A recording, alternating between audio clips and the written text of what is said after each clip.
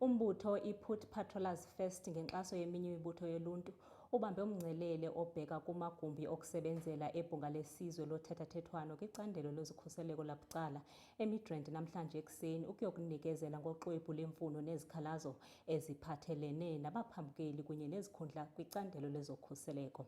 Le mibutho ifuna ukuba basuswe bonke abantu bangaphandle kwizikhundla eziphezulu zoshishino lokhuseleko okanye ikholelwa ukuba abemi boMzantsi Afrika kufuneka ibe ngabo abakwezikhundla zolawulo oluphezulu. Abenhlangano iPut Patrollers First osukwini lanamhlanje bamashele lapha kumnyango we-National Council for Private Security and the Private Security Provident Fund banxusa ukuba uhulumeni asuse bonke abokufika ngokungemthetho emkhakheni wezokuphepha ikakhulukazi labo abesesikhundleni zobuholi.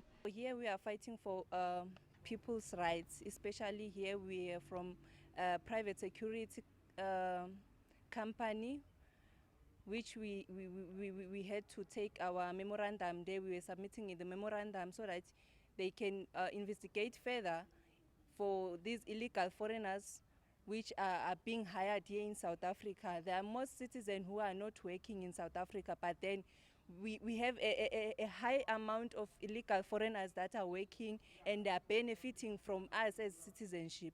Bathi kuyinto ebakhathaza kakhulu ukubona bokufika kuleli kuyibona abaseyikhundleni ekubeni bakhala ngokuthi intsha yakuleli icwile kakhulu ezidakamizweni.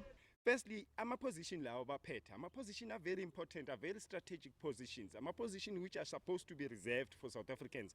Ngoba yasiswa ku-involve i-security ye-country, ku-involve that's a party bargaining council, ku-involve i-issue pension fund, billions and billions wemali aphethwa amaZimbabweans nama-Mozambicans sikhona thina. So you understand ukuthi i-risk ukuthi imali zethu ezingaka zabantu ama-security la sebenza yadutsholayo zizobanjwa ama-foreigners, it's not on. So yinto esiyilwayo leyo. Babe sebebanikeza izinsuku eziyisikhombisa kuphela bakwa-National Council for Private Security ukuba baphendule izicelo zabo. Ezindabeni zeSoweto TV, nginguNobuhle wakwaNdlovu ngibika ngiseMidrand.